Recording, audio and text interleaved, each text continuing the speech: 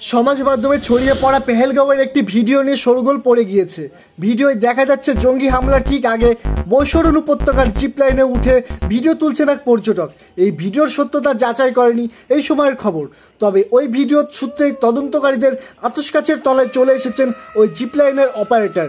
যে পর্যটক ওই ভিডিও তুলছিলেন তার নাম ঋষি ভাট। গুজরাটের এই বাসিন্দার দাবি, জিপ লাইন অপারেটরের আচরণ তার সন্দেহজনক লেগেছে।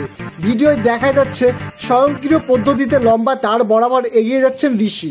দেশের বহু জায়গাতেই বিনোদনমূলক এই ব্যবস্থাকে জিপ লাইন বলা হয়, তবে ওই ভিডিওয় যিনি জিপ লাইন পরিচালনা করছিলেন সেই কাশ্মীরি যুবককে কিছুটা নিচু স্বরে নির্দিষ্ট একটি ধর্মীয় বাক্য বলতে শোনা যাচ্ছে।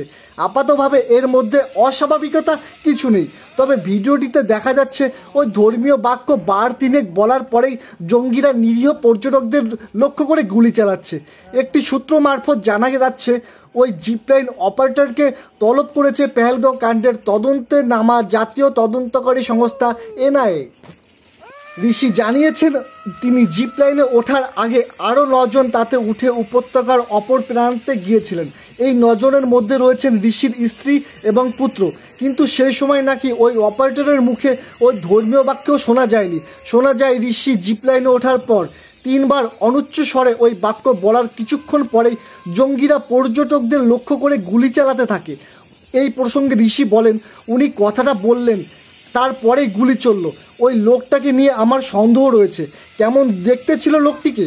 প্রশ্নের উত্তরে গুজরাটের ওই পর্যটক জানান, আর 5 জন কাশ্মীরি যুবকের মতনই।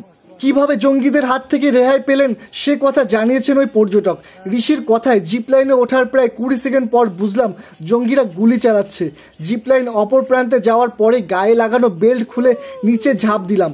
তারপর স্ত্রী পুত্রকে নিয়ে দৌড় দিলাম। একটি ঝোপ এলাকায় পরিবারকে নিয়ে প্রায় 25 মিনিট লুকিয়েছিলেন বলে জানিয়েছেন ঋষি। পরে সেনা গিয়ে তাদের উদ্ধার করে। ঋষি জানিয়েছেন যে জঙ্গিরা 8 থেকে 10 মিনিট ধরে গুলি চালিয়েছিল। কিছুক্ষণ বিরতি নিয়ে ফের গুলি চালানো হয়।